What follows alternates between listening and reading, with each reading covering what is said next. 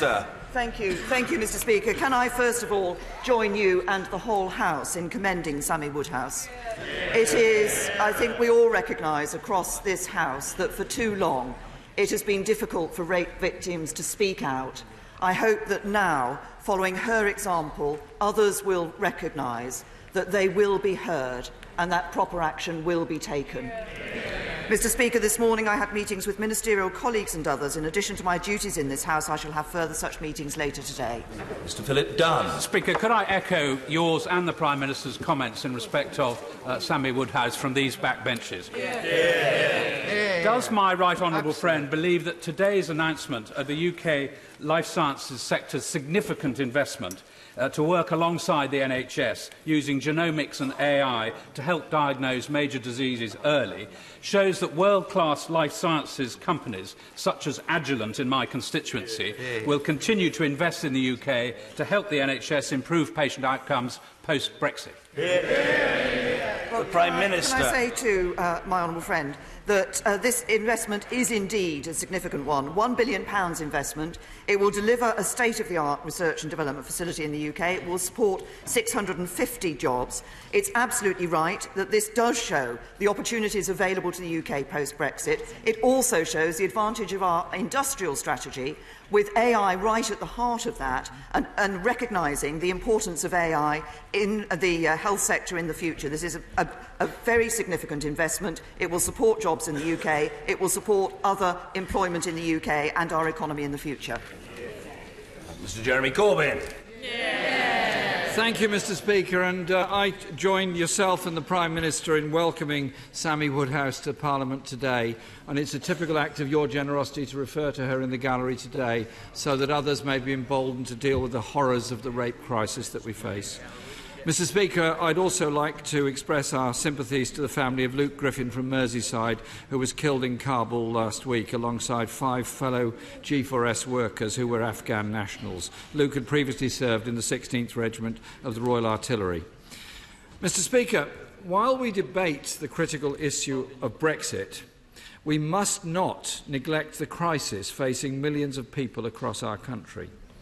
Last week, I wrote to the Prime Minister about the scathing report of the UN Special Rapporteur on this government's brutal policies towards the poorest in Britain. As of now, I've received no reply from the Prime Minister. But when the Prime Minister read the report, what shocked her more?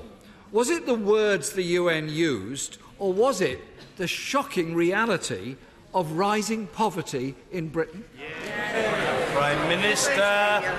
I say to the right honourable gentleman, and we have been clear, as my right honourable friend, Secretary of State for Work and Pensions has been, that we don't agree with this report, because what we actually see... No, I don't agree with this report. What we actually see in our country today is absolute poverty at record lows, more people in work than ever before, youth unemployment almost halved, wages growing, and that's because of the balanced approach that we take to our economy, a Conservative government delivering for the British people. Jeremy Corbyn. Mr. Speaker, it could be that she doesn't agree with it because it's an unpalatable truth that's in that report. Yes. The new Work and Pensions Secretary seems to have taken a lesson from her and created a hostile environment for those that are claiming benefits. Yes.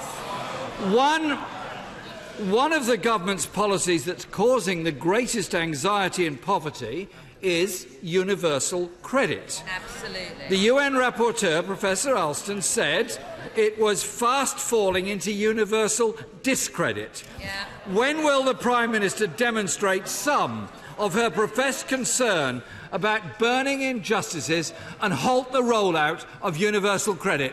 Prime Minister. Can I say to the right honourable gentleman, we've exchanged on this issue of universal credit before. Universal credit... The Shadow Foreign Secretary from a sedentary position says we've not done anything about it. What we have done, as we have been rolling out universal credit, is making changes as we have gone through those changes. But actually, I'm afraid that what we saw was a Labour Party that wouldn't support the changes we were making to universal credit. So we've listened and we've made changes. It's time, actually, that the Labour Party recognise that the universal credit is ensuring that we see more people in work in this country, that we see absolute poverty at record lows. And that's it. A system that delivers for people, encourages them into work, a simpler system that's better for those people who need to use it. Jeremy Corbyn. She might just care to cast her eyes over the report from the Trussell Trust. And I quote, "If the 5-week wait isn't reduced, the only way to stop even more people being forced into food banks this winter will be to pause all new claims to universal credit." The UN also called for the 5-week wait to be scrapped. In the coming weeks, universal credit is being rolled out in Anglesey, Blackpool, Milton Keynes, parts of Liverpool, parts of London and Glasgow. People risk being left with no money at Christmas. That's right. If the Prime Minister won't halt... Yes, If the Prime Minister won't halt the rollout of universal credit, will she at least immediately end the 5-week wait? exactly. Prime Minister. Can I say to the right honourable gentleman that he doesn't quite seem to understand how the system actually operates? No one has to wait for money if they need it. We've made advances.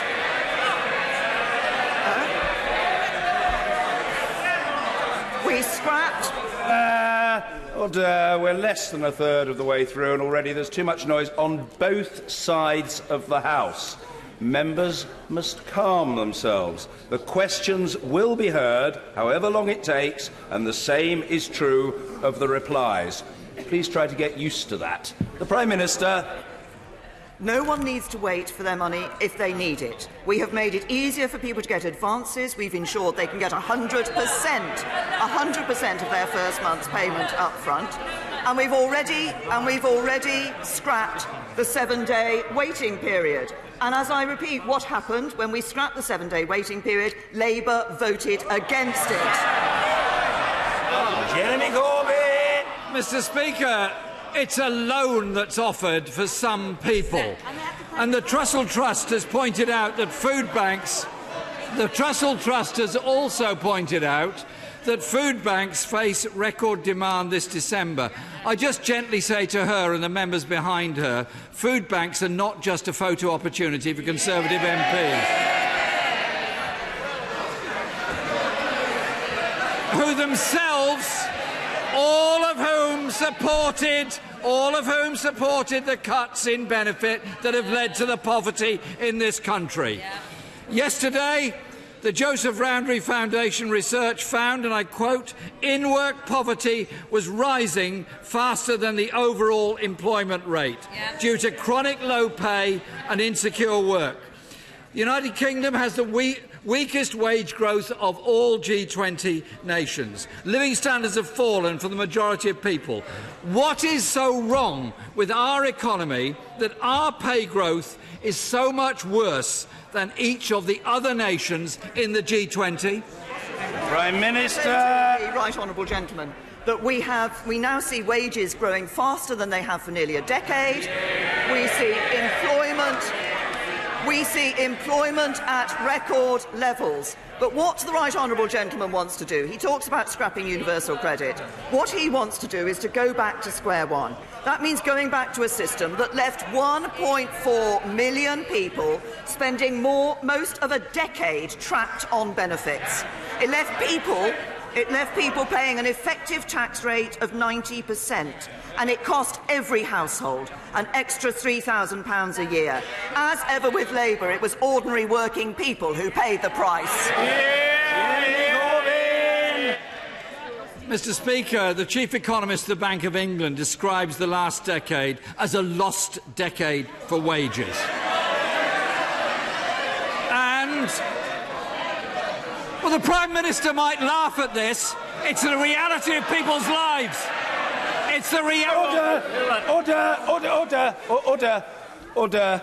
I appeal to members making too much noise to stop doing so. And I say very gently to the junior minister on the backbench, who is making far too much noise, but he's ordinarily a good-natured and genial chap. I'm referring to the honourable gentleman, the member for Hexham. You can do, Mr. Opperman, you can do, order! You can do so much better. Try to be a well-behaved citizen today. Well, possibly like some others, but there are quite a lot of badly behaved people. Try to set a better example, Mr. Opperman. You're a Minister of the Crown. Jeremy Corbyn. Thank you, Mr. Speaker. 2 years ago, a United Nations committee found this government's policies towards disabled people represented a grave and systematic violation of their rights. Does the Prime Minister think that situation has improved in the past 2 years? Prime Minister. I say to the right honourable gentleman, first of all, in answer to the latter point that he's made, it's this government that has a key commitment in relation to helping disabled people get into the workplace. There are too many disabled people who have felt that they have not been able to do what they want to do, of actually getting into the workplace, earning an income for themselves and their families, and it's this government that is helping. And the former Secretary of State for Work and Pensions, through the arrangements that she put in place to ensure the disability-confident arrangements that she put in place are doing exactly that. But he started off his comments by referencing the last decade. Yes, the last decade have meant that difficult decisions have had to be taken. But why did those difficult decisions have to be taken? They were taken because of the Labour Party's mismanagement of the economy.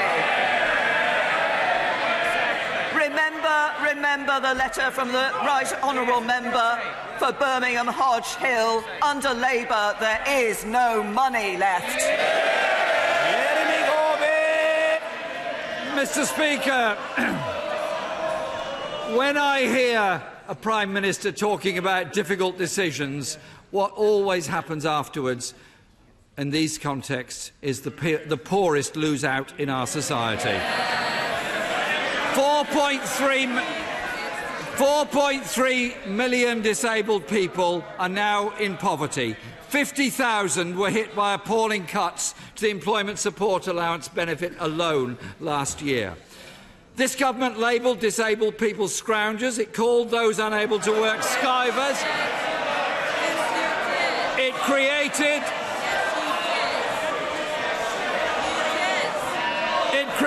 a Order. I don't need any advice from the Home Secretary. He should seek to discharge his own obligations in his office to the best of his ability. I require no advice from the Right Honourable Gentleman on the discharge of mine. Be clear about that. Jeremy Corbyn. Thank you, Mr. Speaker. This government also created a hostile environment. Mr. Speaker, this government created a hostile environment for the Windrush generation.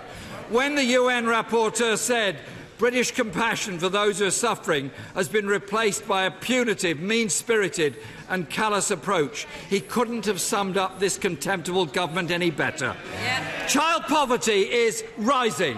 Homelessness rising. Destitution rising. Household debt rising.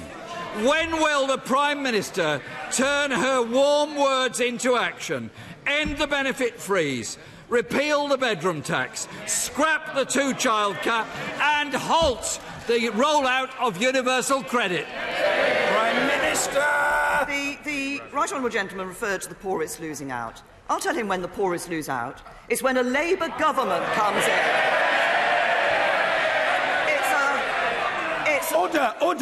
Order! The finger-pointing and yelling and braying must stop. I understand that passions are running highly, but on both sides of the House, we need to have some sense of decorum. The Prime Minister. It's when a Labour government comes in. What this government has done, we've introduced the national living wage. Conservatives, not Labour.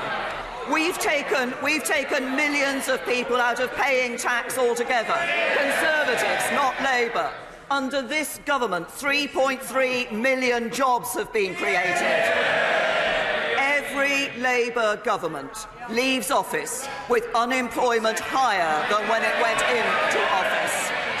So what do we see under this government? Our economy is growing, employment is rising, investment is up. We're giving the NHS the biggest single cash boost in its history. Taxes are being cut. Wages are rising. Labour would destroy all that. It's this Conservative government that's building a brighter future for our country. Helen Whately. Thank you, Mr. Speaker.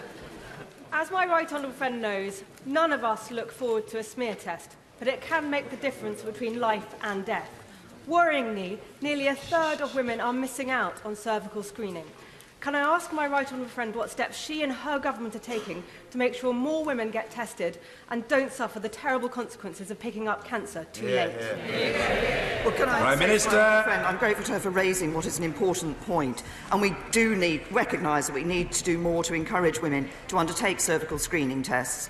In October, we announced a package of measures which will be rolled out across the country, which has the aim of seeing 3/4 of all cancers detected at an early stage by 2028. And this will see radical overhaul of the screening programmes, and it will be made more accessible and easier to use. But I just want to give this very simple message, and I'm able to do this standing at this dispatch box. Smear tests are not nice. All those of us who have had smear tests recognise they're not nice. But they are important. If you want to see cancer detected early, have your smear test. A few minutes of discomfort could be saving your life. Ian Blackford. Thank you, Mr. Speaker, and can I thank you for your remarks of welcome to Sammy Woodhouse, a very brave woman who has done the right thing in waiving her anonymity. We must all call out crimes of sexual violence. Those responsible must be held to account. Mr. Speaker, we were promised strong and stable. What we have is a government in crisis. A government that has lost 2 Brexit secretaries, a Home Secretary, a Foreign Secretary, a Work and Pension Secretary. A government that has suffered from 3 consecutive defeats in just 2 hours. The first government to do so, Mr. Speaker, in 40 years. And now a government found to be in contempt of Parliament. Is it time that the Prime Minister took responsibility? Responsibility for concealing the facts on her Brexit deal from members in this House and the public. Will she take responsibility? Prime Minister. He is absolutely wrong about that. We have not concealed the facts on the Brexit deal from members of this House. What he will see is that the legal position that was set out on Monday in the 34-page document, together with the statement made and the answers to questions given by the Attorney-General on Monday, very clearly set out the legal position. Ian Blackford. Mr. Speaker, that is an incredibly disappointing response from the Prime Minister. The facts have had to be dragged out of this government by Parliament. Mr. Speaker, this morning we have seen the detail of the legal advice. We have seen the facts that the government tried to hide. Mr. Speaker, this government is giving Northern Ireland permanent membership of the single market and the customs union. The legal advice is clear. It states, despite statements in the protocol that is not intended to be permanent, in international law, the protocol would endure indefinitely. Since the Prime Minister returned from Brussels with her deal, the Prime Minister has been misleading the House, inadvertently or otherwise. The Prime Minister must explain...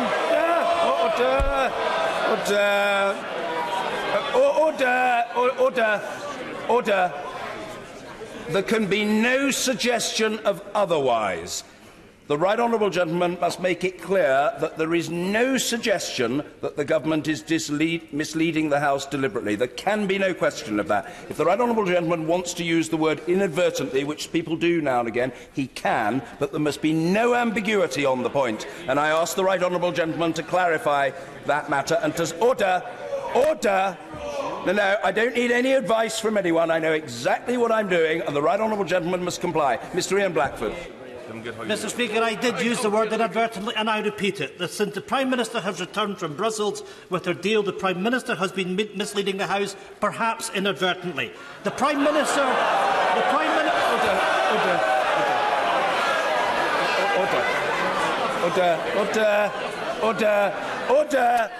Order. I always want the right honourable gentleman to be heard fully, and he will be, but there can be no imputation of dishonour, and the insertion of the word perhaps suggests the right honourable gentleman wants to keep his options open. The option of imputing dishonour does not exist. That word must now be removed. Please rephrase, continue and complete briefly. Mr. Ian Blackford. Mr. Speaker, I say again inadvertently.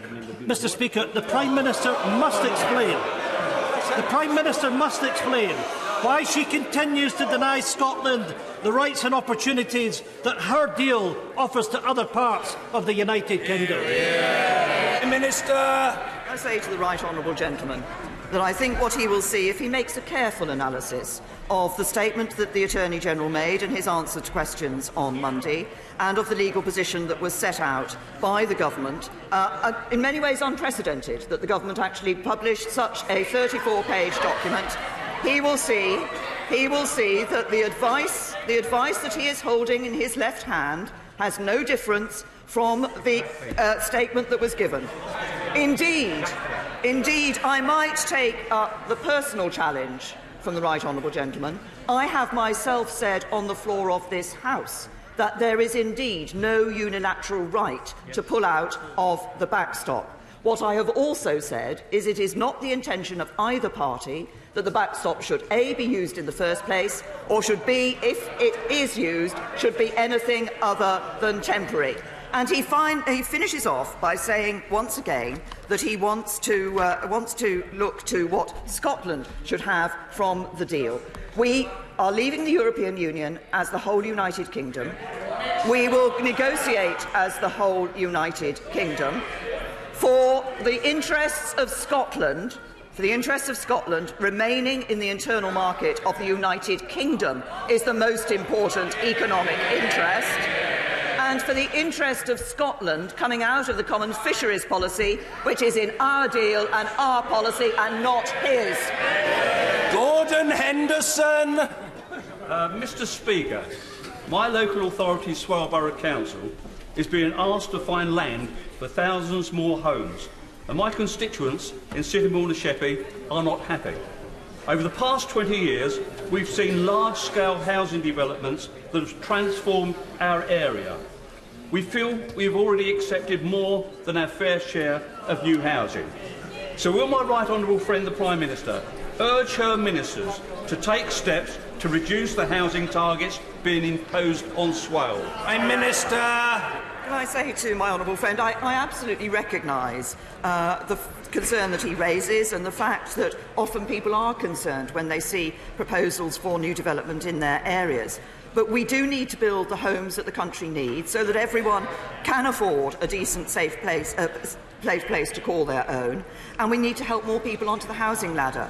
There are young people today who worry that they will not be able to get onto the housing ladder, and I'm sure my honourable friend shares my determination to ensure that they are able to do so. And I'm pleased to say that in the last year we've delivered over 222,000 new homes, the highest level we've seen in all but one of the last 30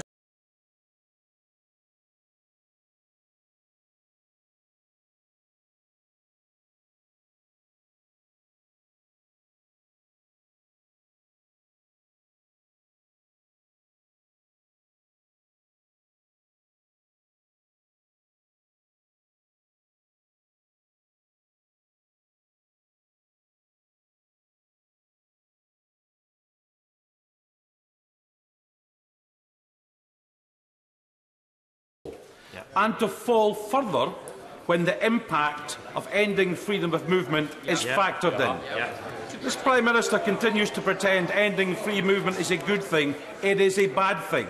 So let me ask her, why is she prepared to take from our children and grandchildren the ability to travel freely throughout Europe And why is she doing it in a way which is economically illiterate? Prime Minister. What the analysis actually shows is that outside of the European Union, the best deal available in relation to our economy, which delivers on leaving the European Union, is the deal that is on the table, is the deal that I've negotiated with the European Union. When people voted to leave the European Union, one of the issues they voted on was bringing an end to free movement once and for all, and that is what this government will deliver. Alex Chalk. In its November survey, local homelessness charity P3 recorded that there were 2 rough sleepers in Cheltenham. 2 too many, of course, but a dramatic reduction on the previous year. Does my right honourable friend agree that this shows the value of social impact bonds which provide vital one-on-one support to people with complex needs? And will she support and congratulate the vital work of charities CCP and P3 who make such a difference to vulnerable people in our country? Prime Minister. Can I say to my honourable friend that he raises a very important issue, and yet we are all concerned about the question of rough sleepers. But as he says, it's about finding the solutions and the ways through that is important. And I'd like to commend him for the excellent work he's been doing and campaigning on these issues on homelessness, rough sleeping and social impact bonds. And I'd like to congratulate P3 and CCP in Cheltenham. I think the rough sleeping social impact bond, which is designed to support individuals who've spent a long time within the homelessness system and to reduce rough sleeping in the long term by helping them to access the support and services they need, is a very important step forward. And I congratulate those organisations for the work they've done in his constituency. Kevin Brennan. Thank you, Mr. Speaker. Point 6 of the Attorney's legal advice shows that the Prime Minister has not only breached her red lines on the single market, but also on customs. Doesn't it mean it's even less likely that her deal will pass through this House? Constitutionally, that should mean a general election, but if not, isn't the way to resolve this to have a public vote on her deal? Why can't she see that, and why can't she say that? Prime Minister. Can I say, if the Right Honourable Gentleman looks at the arrangements that we have in place for the future relationship between the United Kingdom and the European Union, it is clear that we will not be in the single market and we will not be in the customs union. What we will have is an ambitious trade agreement which enables us to reduce those, and we will continue to work for frictionless trade at the border. It's an ambitious trade agreement, unlike any other that has been given to any other advanced economy. It's the most ambitious trade agreement that any advanced economy has with the European Union. That's good for this country and it's good for jobs in his constituency. Mrs. Pauline Latham. All young people have to stay in educational training until they're 18 now. Isn't it time we raised the age of marriage in this country from 16 to 18, as we ask other countries to do? Prime Minister. Honourable friend, I think the numbers of people who are marrying in England and Wales at 16 or 17 are very small and actually continue to decline.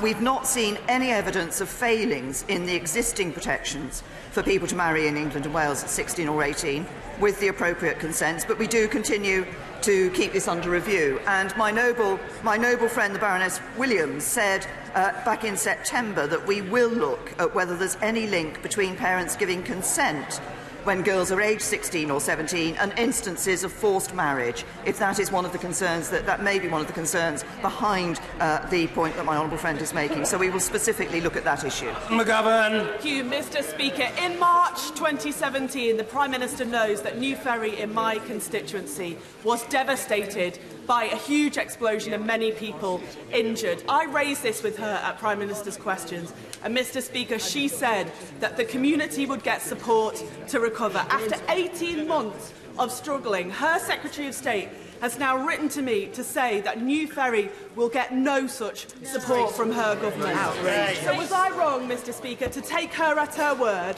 Or were my constituents right when they said, when it comes to helping people, you can never trust the Tories?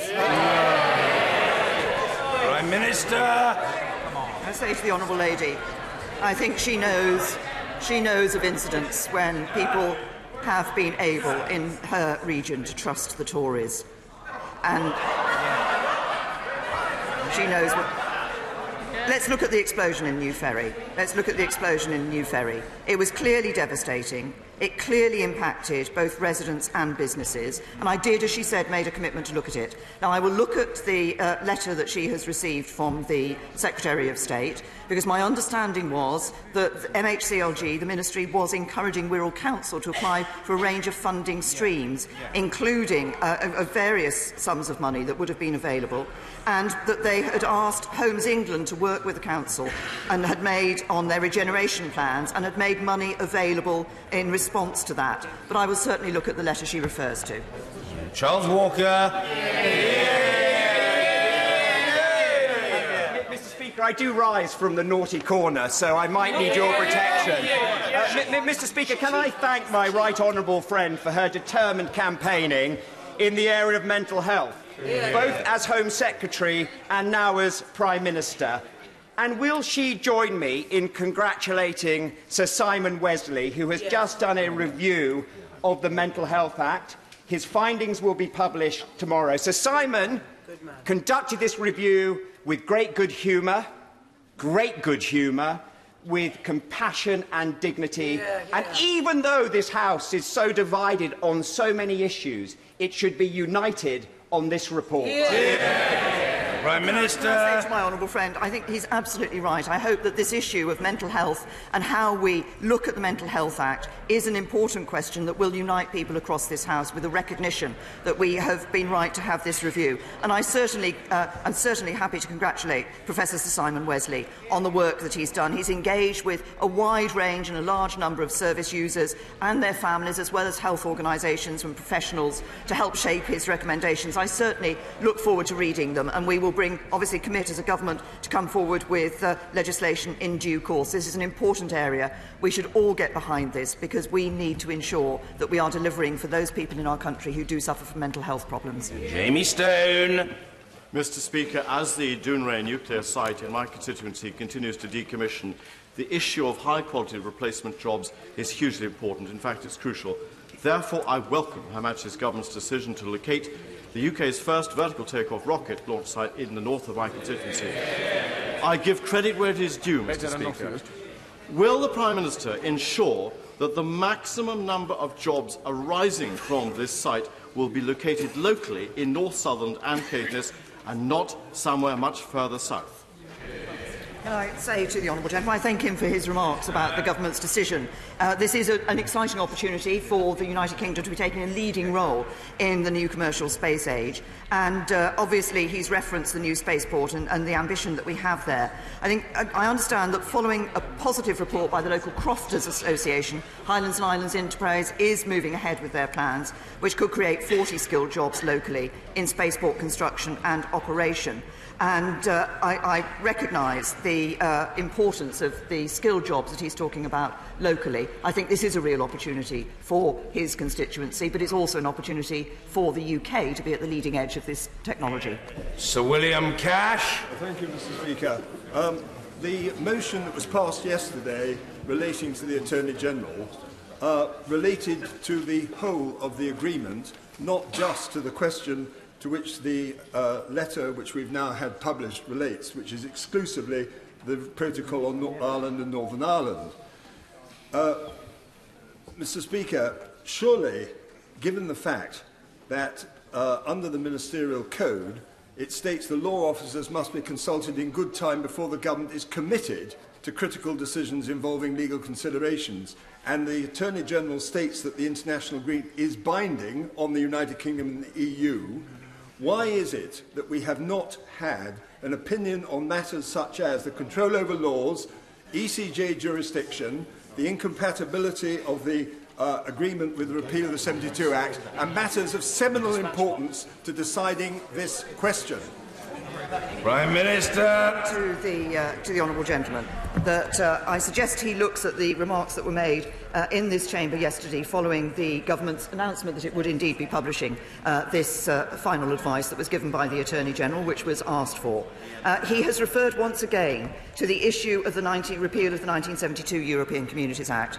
As I have answered him, I think on more than one occasion in this chamber and in the Liaison Committee, it was always clear when the EU Withdrawal Act went through, which indeed did repeal the 1972 European Communities Act and bring the EU law, the EU law into UK law, that in the occasion that there would be an implementation period in which we were operating much as the same as we are today as a member of the European Union, then it would be necessary to ensure that any necessary changes were made, and those changes would be made in the Withdrawal Agreement Bill, which will be brought before Parliament. Mrs Sharon Hodgson. Thank you, Mr Speaker. The Prime Minister may recall that last week I asked her about the terrible funding settlement for Tyne Wear Fire and Rescue Service. Well, I was not happy with the answer, so I'm going to try again. In light of the fact that funding local services such as police and fire through the council tax precept just doesn't work in areas such as mine, will she look again at this funding formula that is going to leave areas such as mine perilously close to being an unsafe service in fire and police very soon? I understand that in Home Office orals earlier this week, the Police and Fire Minister undertook to get back to the Honourable Lady. But but as I think my right honourable friend, the Fire Minister, made clear this week, the authority's core spending power has increased this year. I'm also informed that Tyne and Wear hold £25 million of reserves, which is equivalent to 52% of their core spending power. Trudy Harrison. Endured 42 days of rail strike action, despite the Transport Secretary's assurance that the guards on the Cumbrian coastal line will remain.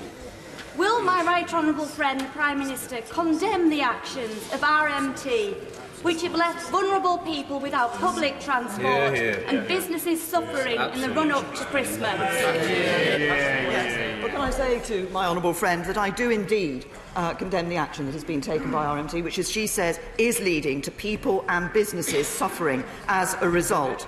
And we're calling on RMT to end these strikes. They've been guaranteed jobs beyond this franchise. There is no need, there is no reason to continue this needless action. And the message is very clear. Stop the strikes, get round the table and put passengers first. Julie Cooper. Thank you, Mr Speaker.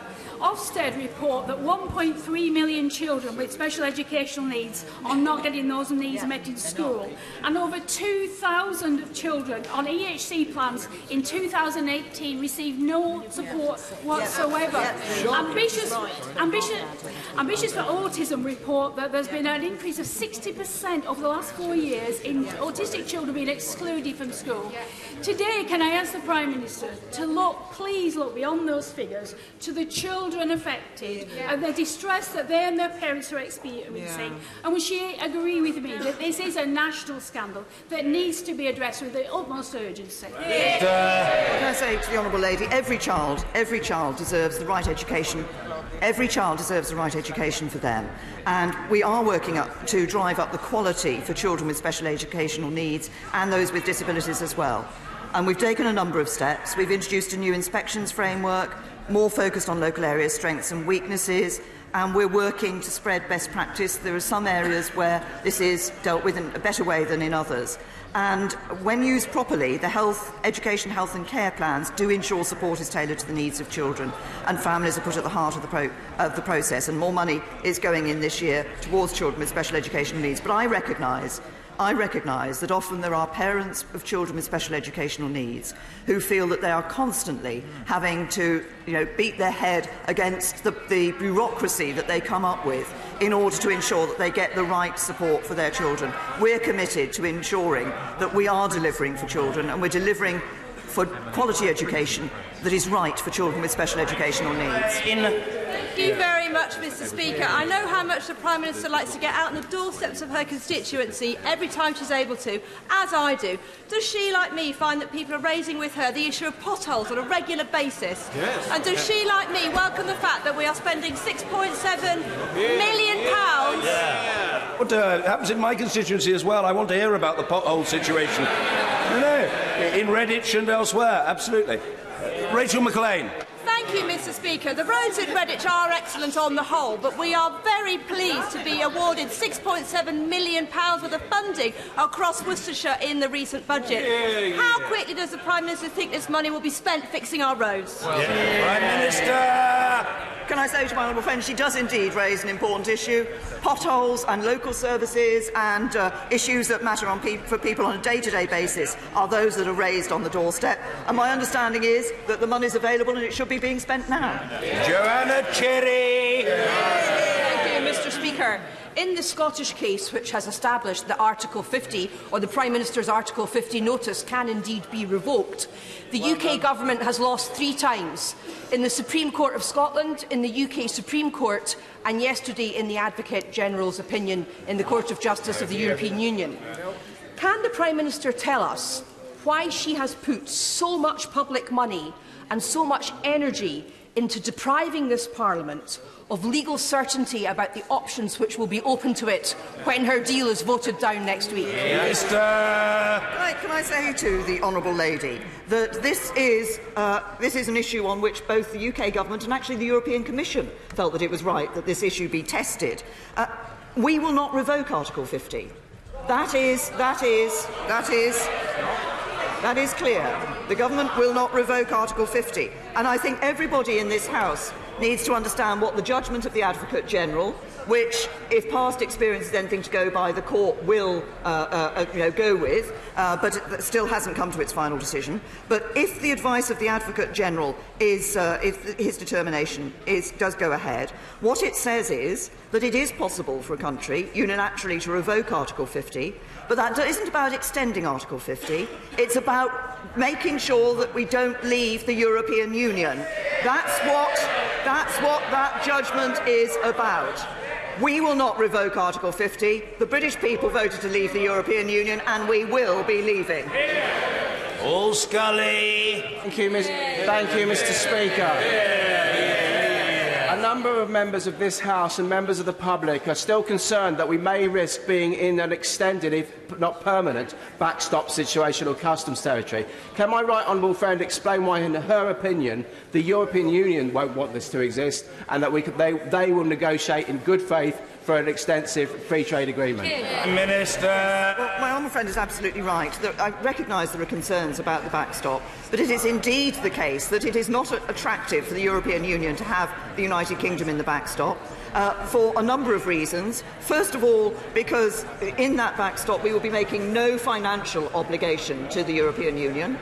We will not be accepting free movement, and there will be very light-touch level playing field requirements. These are matters which mean that the European Union does not see this as an attractive place for them to put the UK. They think that's an attractive place for the UK to be in, and they won't want us to be in it for any longer than is necessary. Patricia Gibson. Thank you, Mr. Speaker. The European Structural Fund is worth billions to Scotland and funds initiatives in my constituency of North Ayrshire and Arran, such as tackling poverty and promoting social inclusion. This is to be replaced by the UK Shared Prosperity Fund. However, we have no real detail or clarity as to how this fund will be designed or when it will begin. Why not? It is Prime Minister. Replaced by a shared prosperity fund, which will be looking at ensuring that we're dealing with disparities which exist between communities and between nations, and the government will be consulting before the end of the year. Derek Thomas.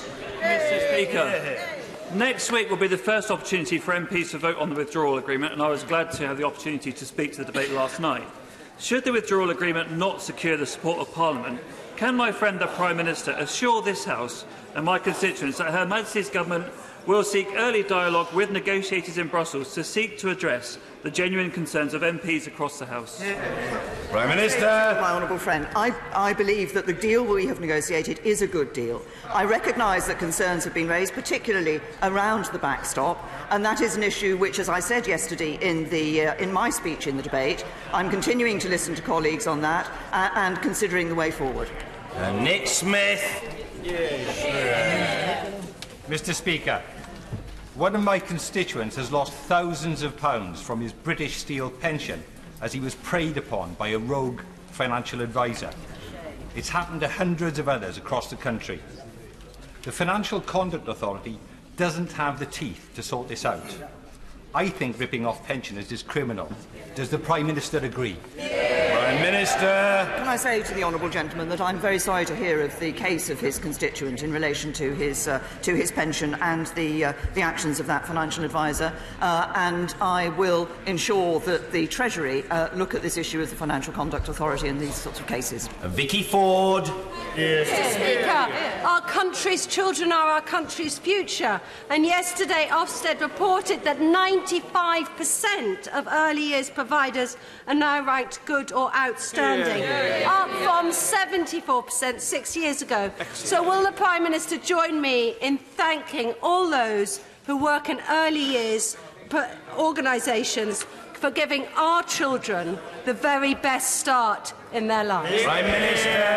I absolutely agree with my honourable friend that the early years education is important. It's important for children to give them that good start in life. I think it is a matter to be welcomed and applauded.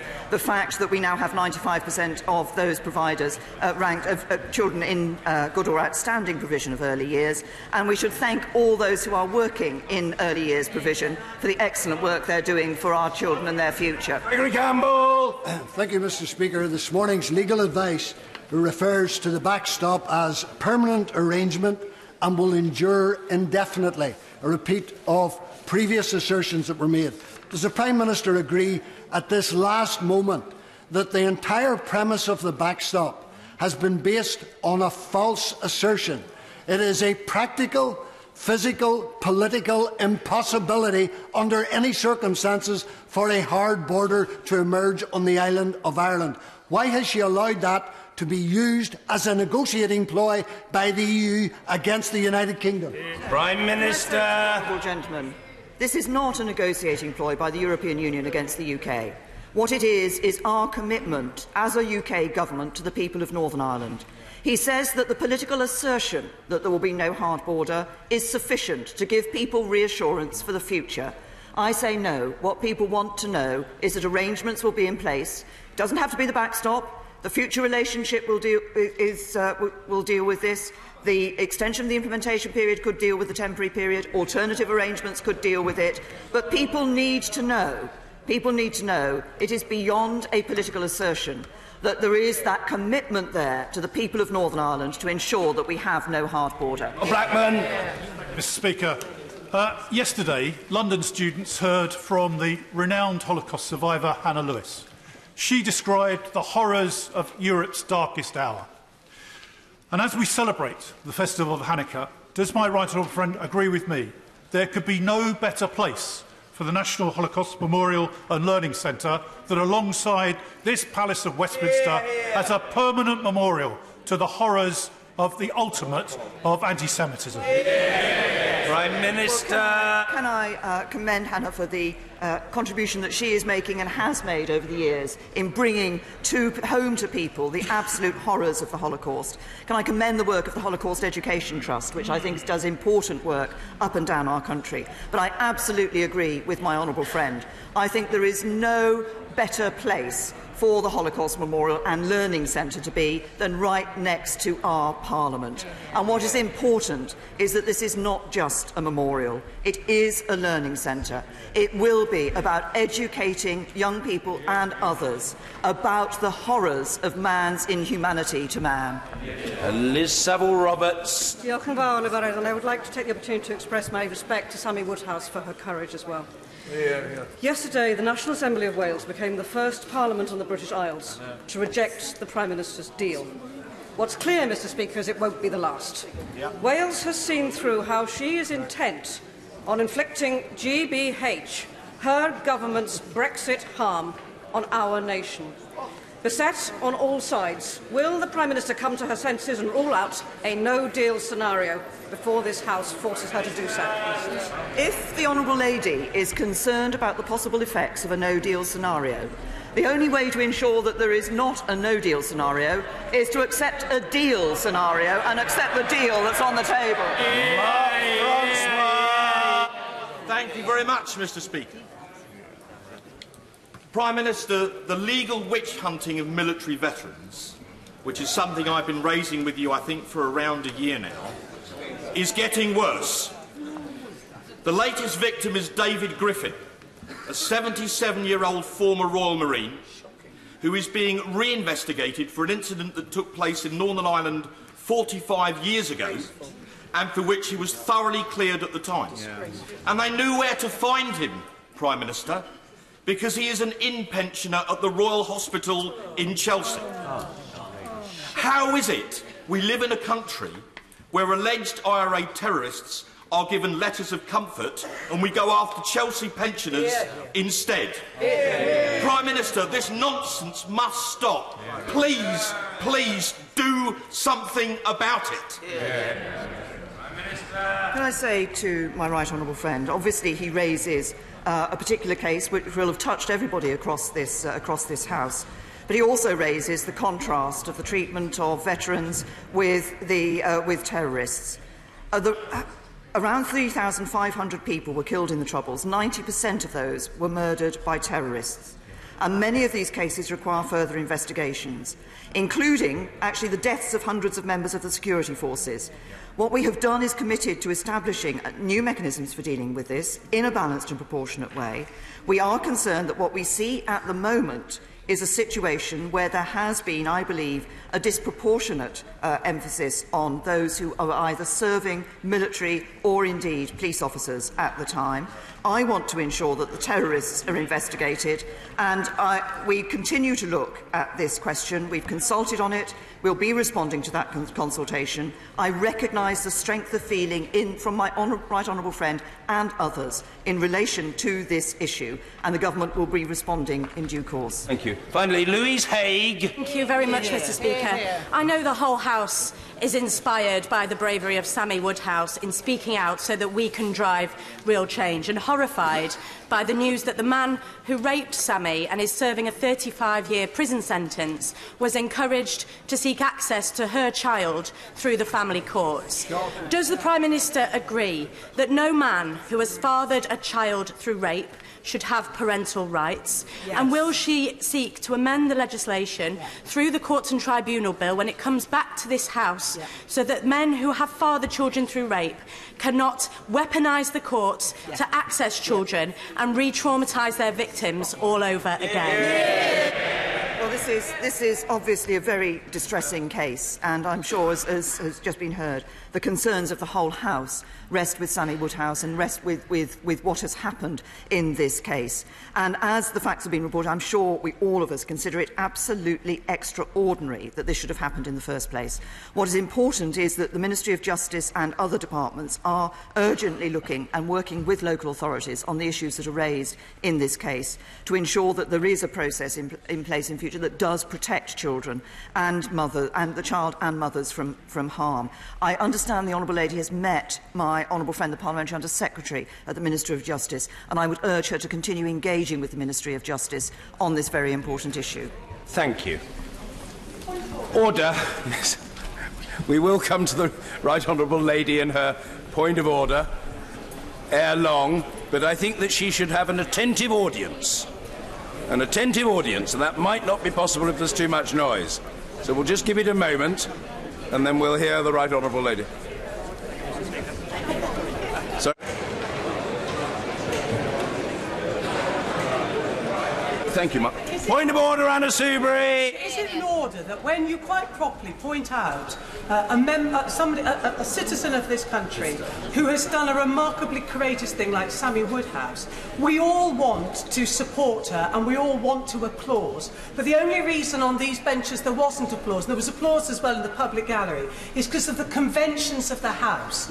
And we really do, may I suggest, need to sort this out, because it's not a sign of disrespect or lack of support here. It's merely the convention, Mr. Speaker, and I think it needs to be recorded, and as a House we need to sort this out. Well, I'm very grateful to the Right Honourable Lady for her point of order. I hadn't known that that was what she was intending to raise, and I couldn't have known because, whatever other merits I have, I'm not psychic. But I do now know what she's got in mind, and my response to that is to say that I have sought to demonstrate, to exhibit flexibility in this matter. In other words, when it is obviously a spontaneous reaction in the House, and in particular of a non-partisan character, I think the Chair is very much inclined to be accommodating of that. When a political party engages in what might be called orchestrated clapping in defiance of the convention of the House and really in celebration of a party point, that is inappropriate, and the Chair deprecates it.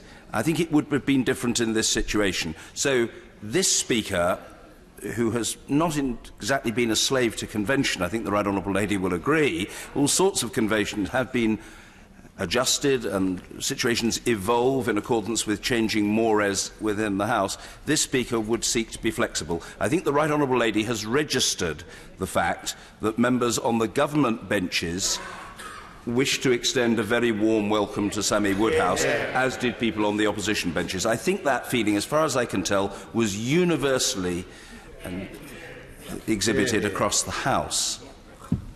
Thank you. If there are no further points of order, we come now to the 10-minute rule motion. Tulip Siddiq. Thank you, Mr. Speaker. I beg to move that leave be given to bring in a bill that makes provision for a time limit of 28 days for detention under the Immigration Act 1970 and other connected purposes. I realise that I have chosen to make my first 10-minute rule bill in a very quiet week in Parliament, but I hope that colleagues across the House will indulge me as I speak about a campaign that I'm very passionate about and is very close to my heart. I'm proud to be an MP for a constituency that has a proud history of welcoming immigrants. My constituency has a long history of welcoming economic migrants from Ireland or welcoming refugees that were fleeing political persecution in Nazi Germany. And at this moment in time, my constituency has 22,000 EU nationals who form the very fabric of our community. And I'm proud that both the councils in my constituency recently welcomed refugees from Syria and Somalia. And in fact, my mother came here as a political asylum seeker in the 1970s and settled in the very constituency that I'm now proud to represent here in Westminster. And I'm sure members from across the House will agree with me that we're very proud of the fact that Britain is a safe haven for people who can't go back to their country of origin. But there is a practice of indefinitely detaining people in our country that blights the nation and that we should all be ashamed of. We are the only country in the EU that indefinitely detains people, and we are one of the few countries in the world that indefinitely detains people. They're immigration officers who go around in the middle of the night capturing people and putting them in prison-like cells. Many of the people across the House would have gone and visited these detention centres and know the conditions in which these people are kept in. In this country, we have legislation that means that if you are a terror suspect or a criminal suspect, you have a limit for how long you can be detained. If you are a terror suspect, you can be detained without charge for 14 days. If you are a criminal suspect, you can be detained without charge for 28 days. But we do not afford that same protection to refugees, asylum seekers and immigrants, which should put us to shame.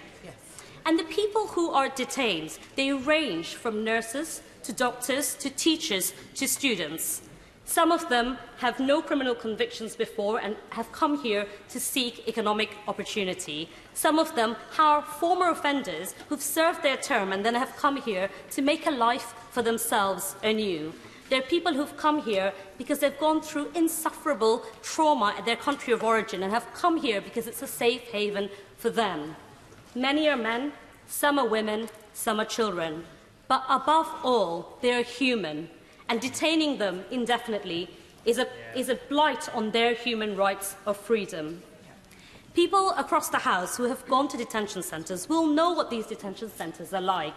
You're ripped away from your families in the middle of the night, put in bare cells with no resource to legal advice to know when you're going to come out. Unfortunately, cases of abuse and neglect are commonplace. But when Red Cross interviewed some of these detainees and asked them what was the very worst thing about being detained, Emmanuel said the very worst thing was not knowing when he was going to be released. Yeah. He knew the thought of there was no time limit for how long he was going to be in that cell is what caused such mental trauma and caused mental health problems. A similar detainee talked to Red Cross about how She had no light at the end of the tunnel because she knew this could go on forever. It's something that should shame us all. Being in detention forever comes to a problem where mental health issues have meant that there have been 600 cases where medical assistance has been needed to treat people because they've suffered and gone on to self-harm. It's led to an epidemic of suicide and self-harm across our detention centres. It's got to the point where, when Amnesty and Red Cross interviewed people, they said that nearly all of them had witnessed some form of suicide or some form of self-harm or desperation because they've been stuck in those cells for so long. And the worst thing for me is that people are not detained because of the criminal justice system. They're detained because of an inefficient administrative process, which insiders themselves have admitted could be sped up and only take weeks rather than months. This is what should make us even more embarrassed. The Home Office guidance says that you should be detained for a reasonable amount of time.